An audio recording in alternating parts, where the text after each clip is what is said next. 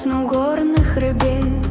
Ветер носит старожитный заповед. Под ледом застыло огнем имя, стертое обзой часов. Крок за кроком у прорву и темру. Соль дороги увобралась в кулак. Наши кости познаки дорог, наши клятвы шепт тревог. Роу снегу примай мой след. Я иду праз холод и бед. За спиной обрушенный свет наперед, где стали пир огню. Ей, няхай рве горло крику вишеню.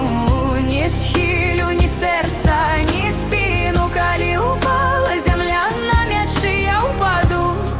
Але уже як м'ячі над долиною попіл і дим. Чорний крум, кочевісник сивим. Гул стяг, як гром по костках. Кожний крок, удар по серцях. Обличчі проткав у спишках щитов. Їх мовчання гучні молитва. Не забудься, що мочить сухо стоїть. Ти не раб, ти таєш скала і бой. Кров снегов примай мой след. Я иду праз холод и бед. За спиной обрушенный свет наперед, где стали пир огню.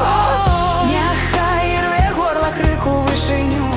Не схилю ні серця, ні спину, коли упала земля на м'ячі, я упаду.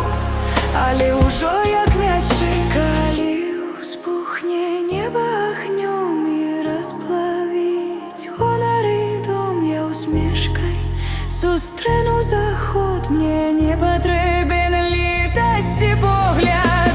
Няхай стулиться круг вороніних крила. Няхай розкриє пащу старожитную силу. Я опошній видих з берегу, кап крикнуть шила, іду. Кров снегов примай мой след. Я иду праз холод и бед. За спиной обрушенный свет